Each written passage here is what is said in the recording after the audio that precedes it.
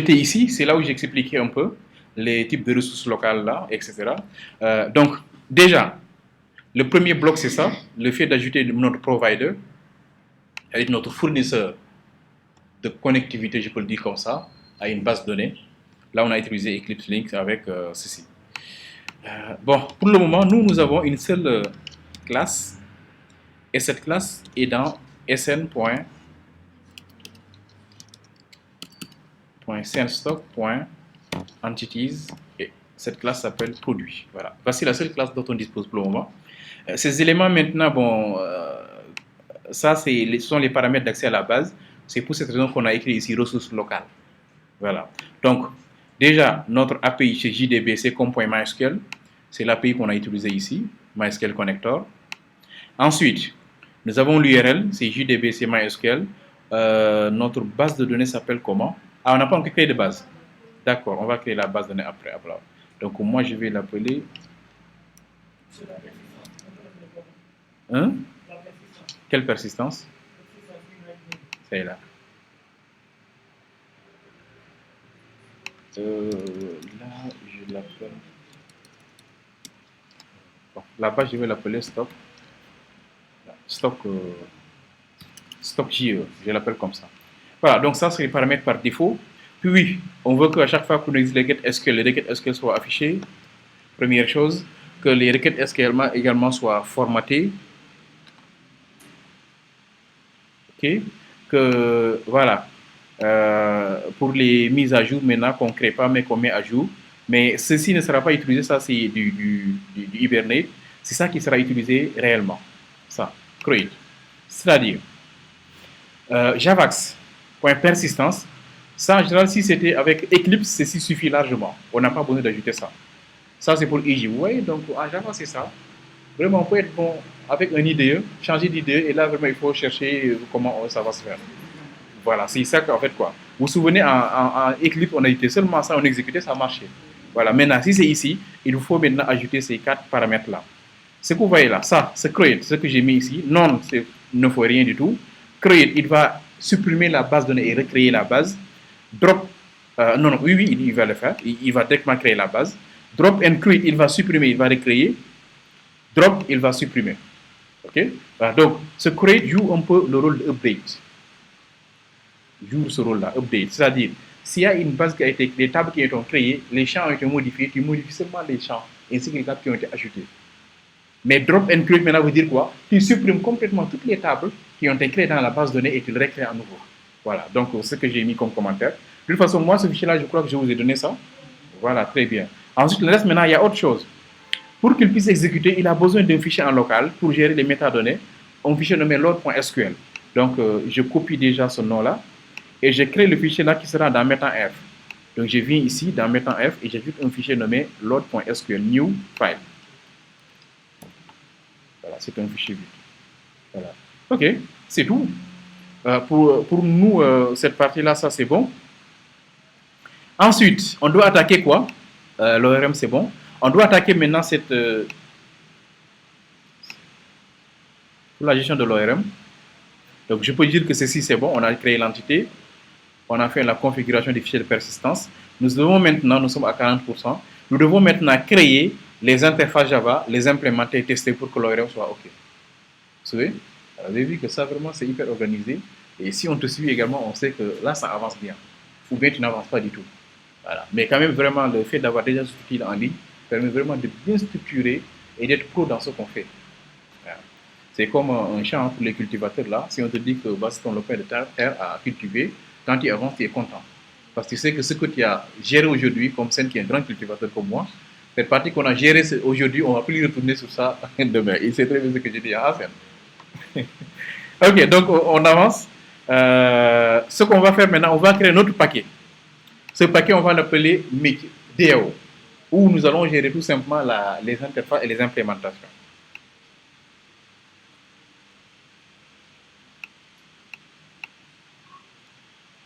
Ok, new package.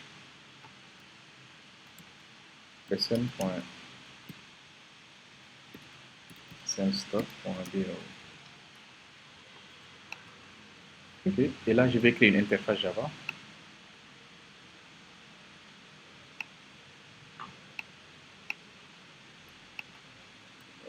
comme on a une seule entité, je vais l'appeler e-produit. Et on ajoute une classe nommée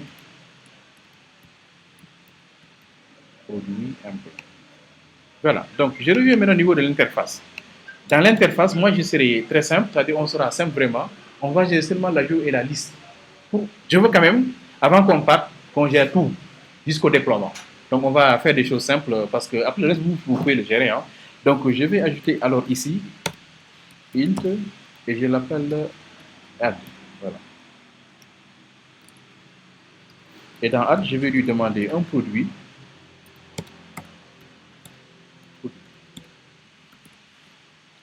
Une autre interface publique la liste de produits.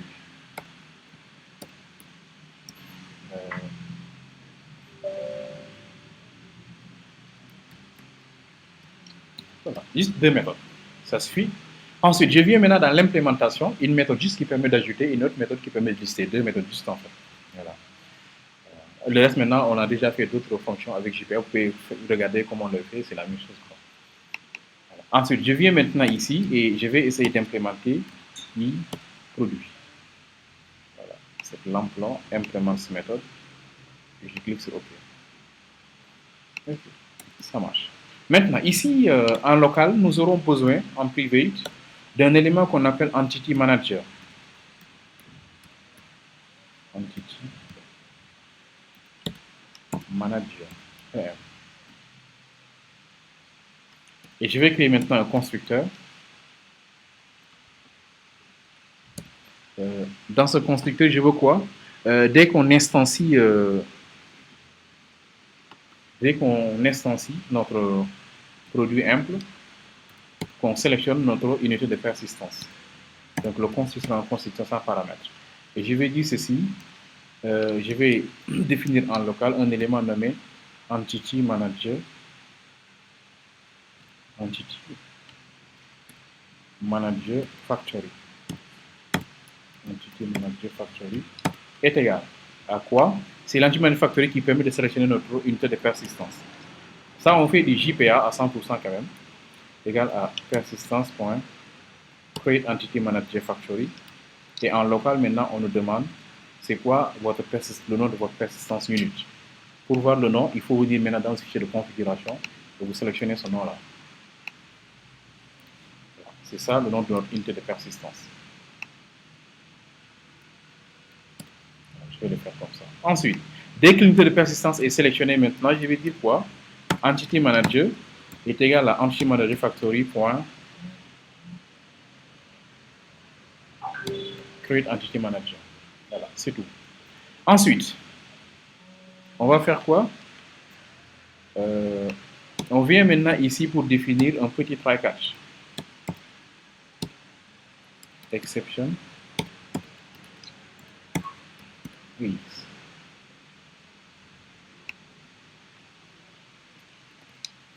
Et là, je vais dire que s'il y a un souci, on fait un recueil des erreurs, mais en même temps également, il m'affiche l'erreur, l'exception. S'il n'y a pas d'erreur du tout maintenant, il me démarre point get transaction point begin em point persist le produit em point get transaction point commit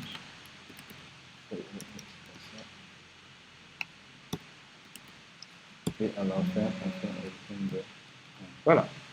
Donc là on a terminé avec la méthode cette méthode là. Et ici je vais dire quoi? Em point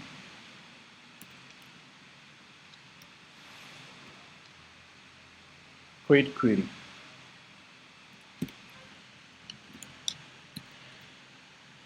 Point quoi? Get result list. C'est un objet qu'on va retourner. Vous avez vu, c'est un type objet. C'est pour ça qu'il va nous dire quoi? Non, il faut maintenant faire le casting. C'est vers un objet Liste est un objet, il faut faire le casting pour que ça soit bien précisé. Oui, tu veux dire quoi? Ah, get, merci beaucoup. C'est get result list. Je n'ai pas fait attention. Alors, dans ce cas, c'est une liste, j'ai plus besoin de ça, bien sûr. Je n'ai pas bien regardé. Oui?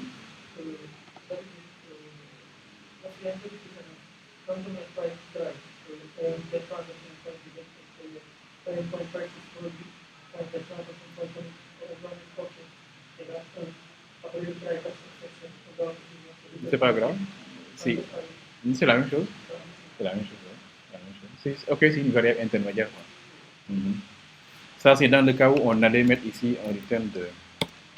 Ok, comme ça. Et là, on dit quoi?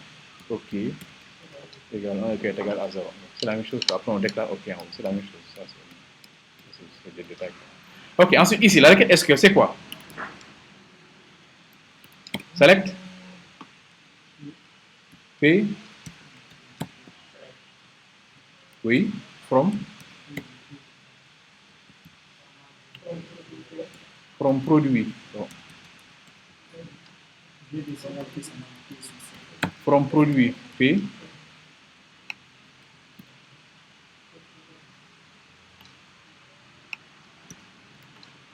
C'est bon. Et si je fais ça, c'est bon. L'essentiel est que ça soit produit. C'est bon. Pourquoi c'est pas bon? C'est le nom de la classe. Il faut respecter ce nom-là. Select P from produit P. Et là également, si je fais ça, c'est bon?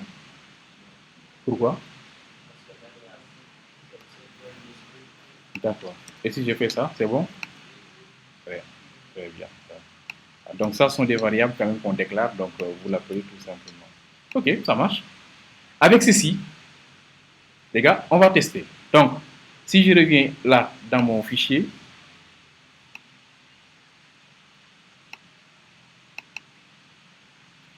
nous avons géré les interfaces, nous avons implémenté les interfaces, donc nous sommes à 80% de réalisation.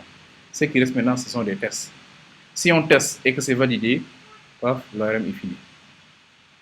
Donc, on revient pour les tests. Je vais alors ajouter un paquet test. Et dans ce paquet test, je vais ajouter une classe nommée test. Public, statique, void, main, string, arbitre. Je vais dire quoi? Il produit.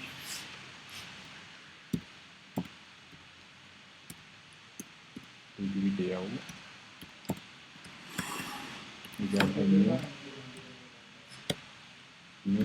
C'est déjà fait. Implémenter quoi? Quelle classe? Oui, oui, on va le faire. Ensuite,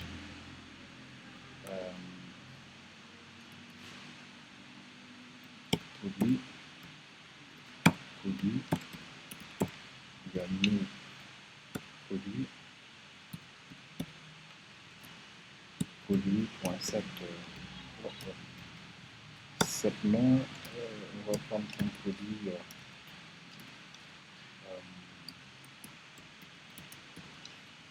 ordinateur, produit.set. Quantité, on dit quoi? Nous avons 125 une quantité vert. Et enfin, on va dire quoi? Une OK est égal à produit DAO par le produit. C'est ça. Voilà, et je vais tester ceci. Je clique. Oh, je n'ai pas encore créé la base de données. Donc, je dois revenir ici. Send stop. Voilà, ça c'est bon.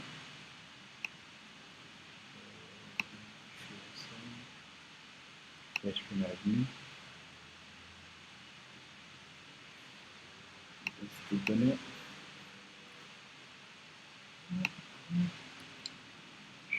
C'est stop JE. La base est créée.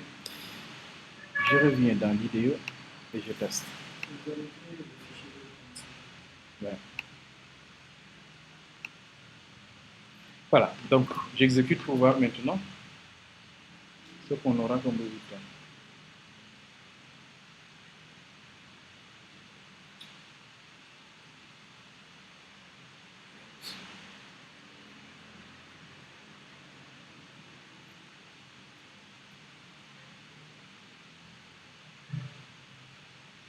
Ok, là on me dit quoi? 1. Et là la connexion s'est bien passée. Voilà. Voilà. Il a bien chargé les fichiers. Voilà. Persistence unique, login successful. Voilà, il me donne vraiment les tout avec Eclipse Persistence Service. Si je viens ici, non seulement il a créé la table c'est là produit, mais en même temps également il a inséré des informations de produit. Donc, je peux dire quoi? Je reviens au niveau de mon ARM. Voilà, j'ai fait double clic et j'ai dit quoi? À 100%, cela est validé. Voilà. Donc, de ce côté, vous allez même voir, ça sera défini ici. Voilà, voici les éléments. Donc, on a géré l'ORM. Ce premier module est bon. Je vais arrêter la vidéo. On passe maintenant à notre deuxième module.